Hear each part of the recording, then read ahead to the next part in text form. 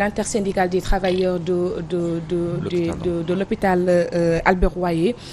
ñu am benn dalal ko ngir waxtaanee li nga xam ne ni moom moo di déjà situation des travailleurs pourquoi ils veulent tenir un point de presse tout à l'heure d'ailleurs bu fi jógee léegi-léegi dañuy dem organiser point de presse apparemment y a quelque chose boo xam ne nii bëgg nañ ko décrier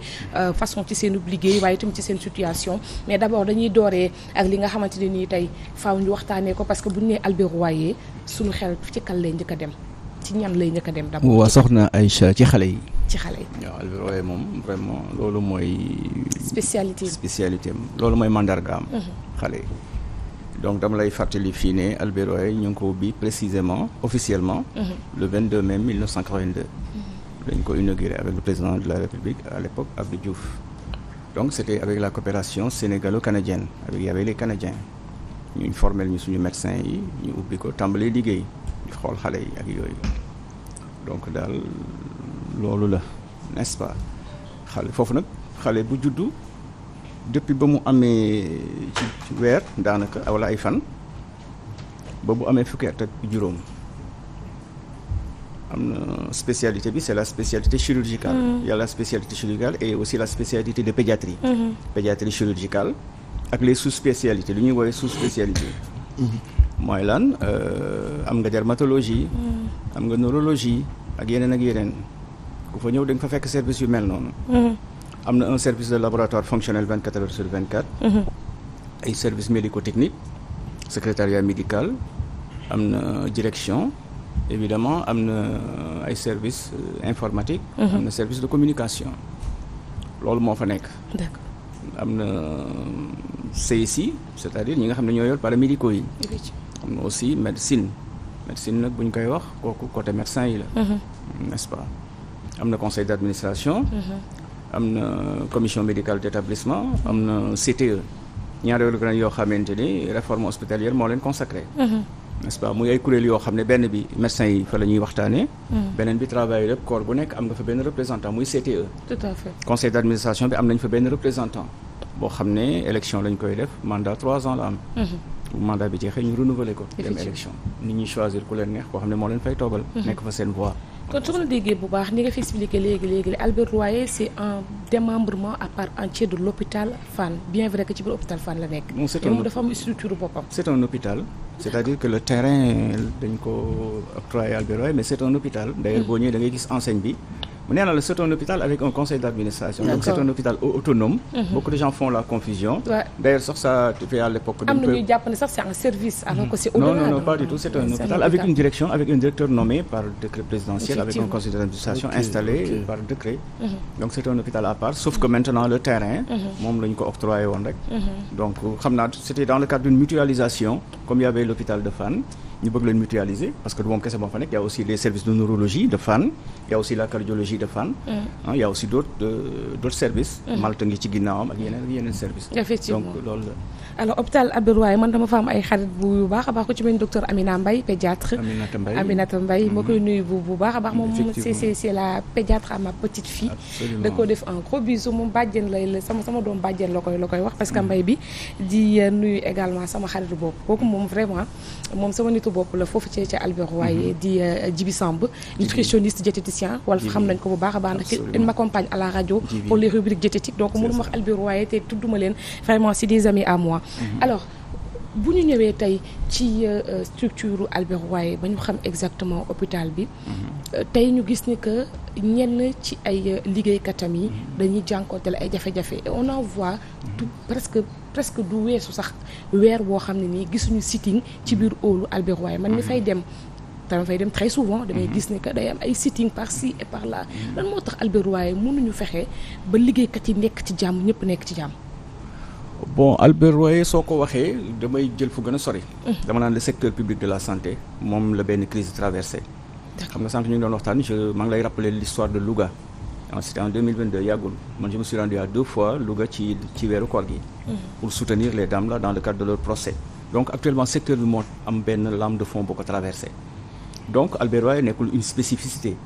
mais nag y a des problèmes internes à Albert Royer yoo xam ne am nañu ay kuréel interne wax naa la intersyndical bi wax naa la d'autres structures yoo xam ne mën nañ fa toog waxtaanee problème yi foofu mais de manière générale boo xoolee secteur bi moom moo am benn crise bu ko traversé boo demee Idrissa Pouye c'est la même chose Fann dans une commune mesure léegi nag gestionnaire bu nekk yaay xool na ngay tojee sa bopp janax naka ngay fexee ba les problèmes nga anticiper ci daal di ciy toog ñi nga xam ne ñoom nga ko seqal les partenaires sociaux waxtaan ci ak ñoom rapidement nga trouver ay solutions 100% amul mais au moins les 90% des problèmes di nga ko mën a régler n'est-ce pas loolu la ce qui s'est passé à Albert Royer en 2021 c'était parti d'une histoire boo xamante des revendications des travailleurs malheureusement à mon avis yu tar sax oui qui a été ngay dem ci ay services pour sa doom faju du faju ngay dem laboratoire ñu lay delloo si man mii jot naa frais am na fi ñenn ñoo xam ne interpellé nañ ma dem nañ hôpital ba ñu delloo leen parce que dañu nekk en grève daanaka tegale sax lu ëpp ay weer yoo xam ne nii daanaka VSD yi moom kenn bon mën naa ne mercredi jeudi vendredi kenn du liggéey pourquoi waaw moom laa la doon wax c'est parti d'une crise qui a été à mon avis mal gérée bu fekkoonte ne géré nañ ko normalement peut-être mënoon na bañ a egsi fii d'ailleurs ça a fait même une mauvaise publicité pour l'hôpital wax nga ko n'est-ce pas ça nous a fait mal à l'époque mais xam nga cycle mbir buy daw faaw rek li ñu naan fas lu mu daw du tere dañ koy làbbali faaw léeg-léeg ñuy xool yenn mbir yi di ko joyanti nañ koy defee nag foofu la problème bi nekk tout à fait léeg-léeg on le fait d'une manière vraiment dure léeg-léeg on le fait d'une manière apaisée ñu apaiser ko waxtaan lépp rek ça dépend ci capacité acteurs yi nga xam ne ñoo nekk en jeu que ce soit les partenaires sociaux que ce soit la direction des fois dañuy incriminer les partenaires sociaux mais des fois aussi les gestionnaires aussi ni ñuy gérer les crises aussi ça pose problème loolu mooy li nga xam ne moo am n'est-ce pas crise kenn du ko bàyyi ba mu exacerbé nga di ko régler da ngay anticiper d'abord da ngay anticiper sur les problèmes mais crise bi déjà ci cappaandaw gi lan la woon bon si on veut parler de la crise de 2021 c'était une crise qui est partie à mon avis d'une revendication des travailleurs parce que travailleurs yi aussi à un moment donné dañu ne écoutez dans le cadre de la réforme les 25% des recettes yi nga xam ne hôpital moo koy générer ci recette ci faj yi muy faj dañ ko war a allouer personnel bi waaw bañ ko defee nag nañ ko defee par escalier posé na problème parce que xam naa ñu ko def xëy na dañoo wéetoon rek def ko parce que 25% yooyu damay fàttaliku ne dañ koo war a dagg équitablement ñëpp a ci yem c'est une prime à la production bu fekkoon nekk dañoo nekk dans un cycle industriel dañu koy woowee prime à la production n'est-ce pas ce qui fait que day motiver travailleurs ñuy gën a produire parce que plus ngay produire plus tu as de l'argent et puis plus 25% yooyu di gën a bëri xam ngeen li ma wax n'est-ce pas donc loolu la bi ñu demee ba ci biir travailleurs yi ne écoutez toog nañ benn cycle gis nañ ne augmentation amul te xam nga patron naan nu mu demee tant que bousculé woo ko moom du la yokkal doo xaar mukk mu taxaw naan kaay ma yokkal la il faut nga yëngal tuuti n'est-ce pas loolu moo indi woon affaire bi finalement nag mu dem ba dégénérer d'une manière boo xamante ne bi mais après yàlla def na ci saafara vraiment ñii toogaat nañu waxtaan travail xam ne outil boobu kenn amul obligation pour yàq ko coow boobu fu mu mujjee ci table la table de négociation waxtaan mais négociation yooyu apparemment accords yi fa jot a xaatim ba tey état bi respecté wu ko non xam nga kooku c'est un protocole interne vous parlez du protocole de mai 2022 bi nga xam ne intersyndical. On va y venir. Absolument. Là, c'est un protocole interne de l'hôpital. Avec l'hôpital et les partenaires sociaux. bi nga xam ne à peu près 15 points. D'ailleurs sax war nañ ko mise à jour parce que am na ay points nouveaux yoo xam ne war nañ ko toog waxtaane. Et d'ailleurs boo gisee boobu ba léegi ça nous a permis d'anticiper sur beaucoup de problèmes. C'est-à-dire que tous les 6 mois dañuy bind une lettre ouverte adressée à la direction pour lui rappeler ses engagements par rapport aux partenaires. xamal ko ne ko yaa fi waxoon kat ak 6 mois war nañ toog waxtaane kër gi lu fi yokku lu fi am comme problème lu ñu fi identifier comme problème bu ñu ko gisee ñu ñëw tegal leen ko am na yoo xam ne éminemment c'est des actes de gestion yoo xam ne normalement ñoom la war mooy seen responsabilité mais ñun en tant que partenaires sociaux am na yoo xam ne bu ñu ko gisee dinañ ci wax notamment l'accueil dinañ ci wax l'orientation parce que pour avoir une bonne qualité de soins ça commence par l'accueil bu fekkee malade bi bu ñëwee accueillir ko accueillir bu mu neex te mu yor xaalisam mais day dem xooli feneen les hôpitaux aujourd'hui il y a une logique hôtelière c'est ça aussi la vérité il faut nga am un plateau technique boo xamante ni nit ki bu ñëwee lépp lu mu am ci ordonnance war nañ ko mën a ak ci lu mel ni acte d'aide au diagnostic comme laboratoire wala imagerie war na ko fa fekk c'est-à-dire que bu duggee ba à la fin war nañ ko mën a satisfaire tout à fait wax ko wax ju nooy wax ak moom ak respect ak yar wan ko ne ko yow lii la fi indi du sa coobare moo la fi indi sinon kon doo fi ñëw. parce que loolu dafay bokk également luy suqali hôpital bi. mais bien sûr. waaw da koy suqali. loolu kese la da koy suqali. accueil moom orientation su jaaree yoon malade bi su ñëwee bu duggee xam na fa mu war a dem avec des sécurités là et tout nga xam ne mën na diriger wu une bonne lumière pendant la nuit ce qui pose un problème parce que dans les hôpitaux les gens se perdent. Souvent dans la nuit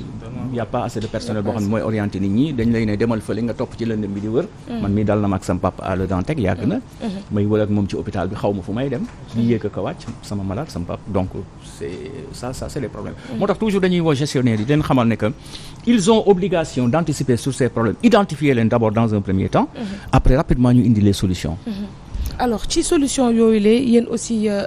daanaka peut-être solution yi nga xam ne ni lu soxal hôpital bi en gros ngeen doon bëgg mais tey individuellement liggéeykat yi ñu ngi jànkonteel ay jafe-jafe notamment ci seen wàllu salaire ci seen wàllu prime ci seen wàllu indemnisation surtout indemnité de logement ndax da ngay gis liggéeykatu santé boo xam ne liggéey na ba retraité ci location lay dee wala liggéeykatu santé boo xamante ne nii peut-être liggéey na ba retraité maanaam amul sax terrain boo xam ne moom moo ko moomal boppam wala sax auto de service wala auto boo xam ne moom moo ko moomal boppam lu mooy làqu ci auto de service boo xam ne xëy na boo retraité da ngay rendre les clés mu nekk situation boo xam ne nii yéen a koy décrire ak statut yi nga xam ne nii yéen a ngi sàkku tout le temps di koy am d'ailleurs loolu moo tax ngeen bëgg a woote point de presse ci kanam ak jàmm boo fi jógee moom ngeen dem préparer lan moo wundu point de presse boobu waaw Aïcha laal nga lu rëy nag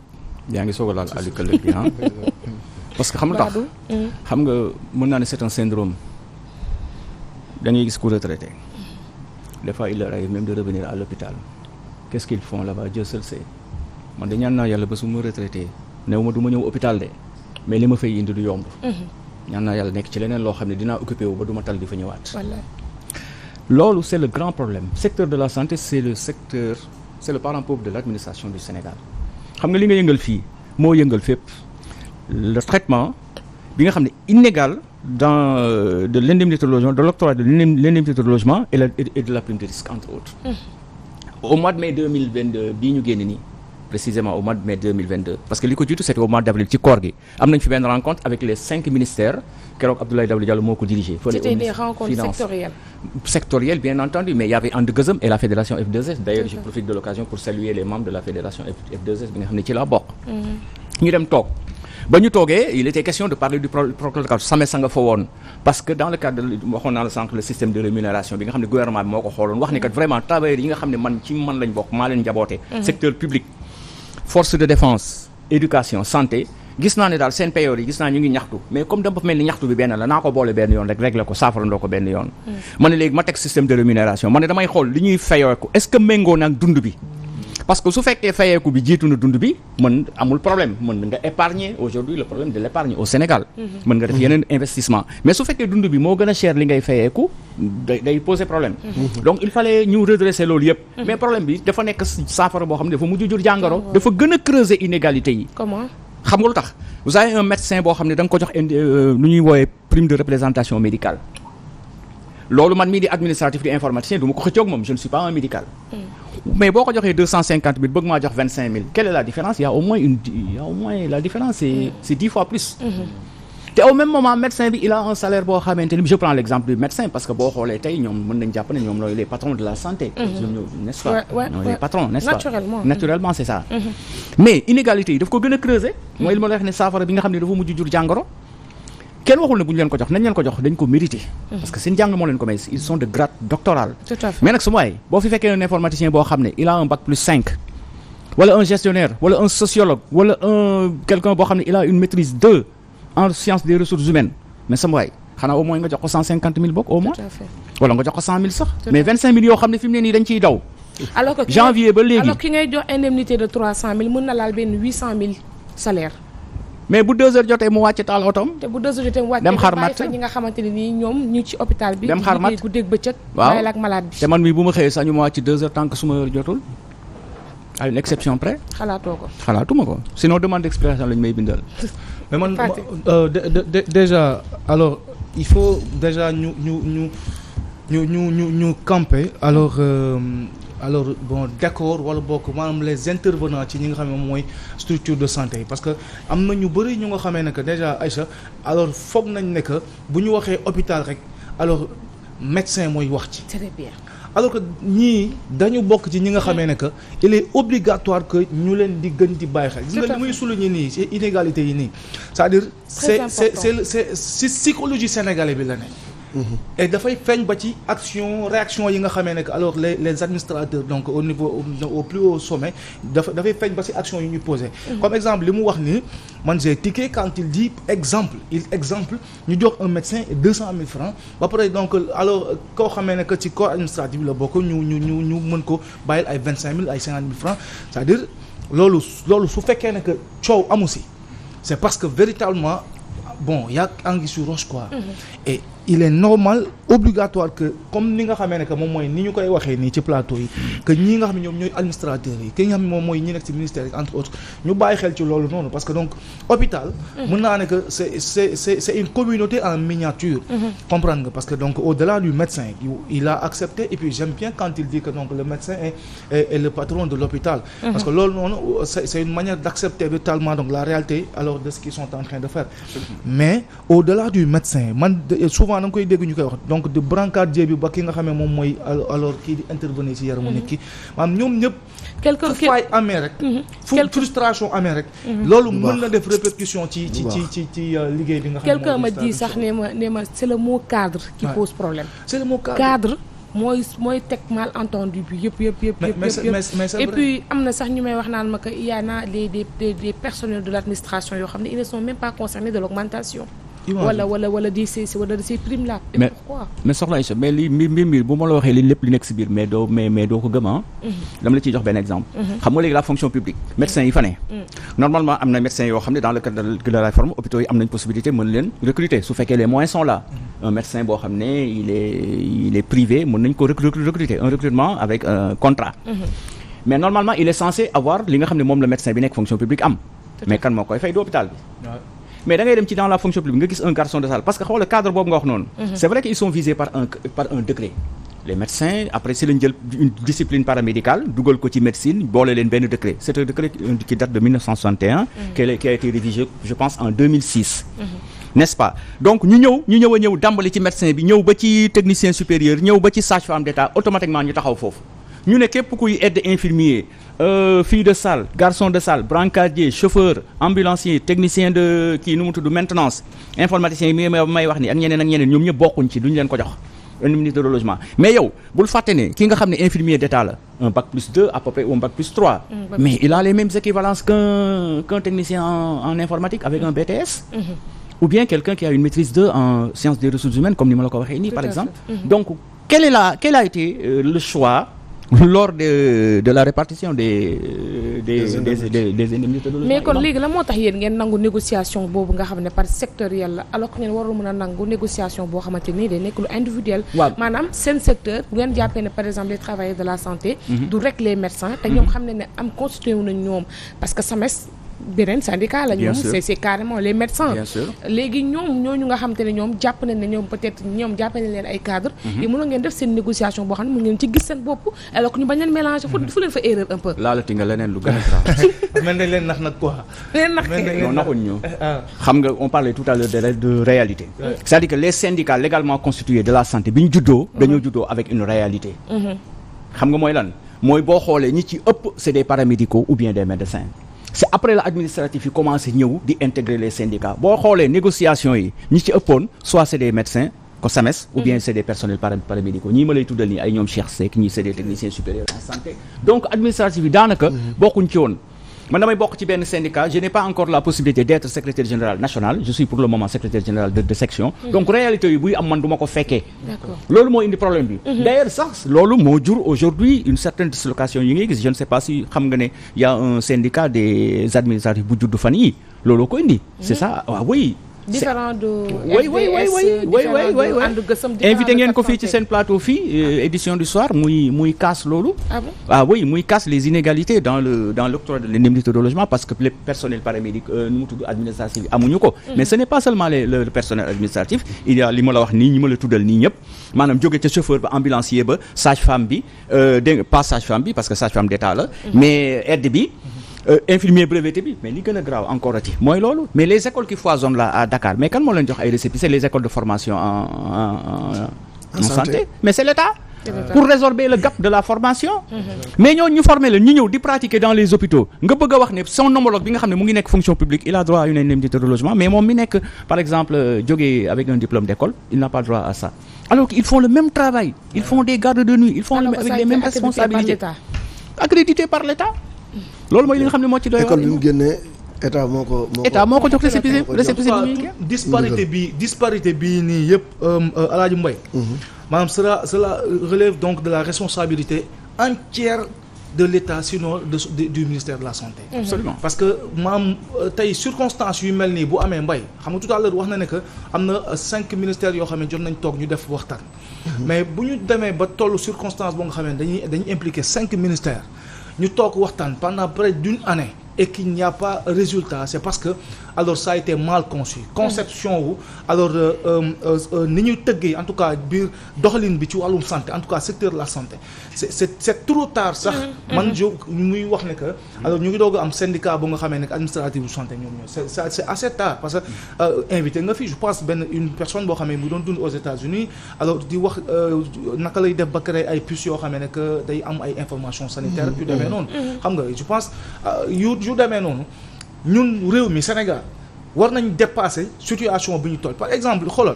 boo demee par exemple hôpital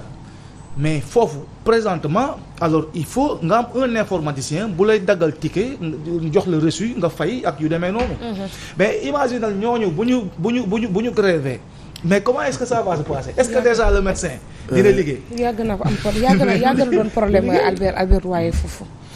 d'ailleurs sax li nga wax noonu fa lay rebondir parce que à un moment donné on a essayé de faire une étude pour ne léegi nañu xool le coût du malade ñu ne léegi malade bi bu duggee ci hôpital ba médecin bi di ko jot ñii fa jaar ñëpp avant médecin bi di ko jot léegi nañu génne paaru médecin bi génne paaru ñii parce que médecin bi mënta nekk di facturer comme ni nga ko waxee nekk à l'accueil di accueillir malade donc médecin rek du système déjà ñenn ñi ñu ngi naan est-ce qu'il faut pas un conseil interministériel comme apparemment li conseil interministériel yi Amadou Ba di jiite yëpp ñu ngi ciy gis solution li gars yi di wax est-ce que yéen sàkku leen conseil interministériel pour voir le premier ministre xool ndax dina jéem a résolver votre situation comme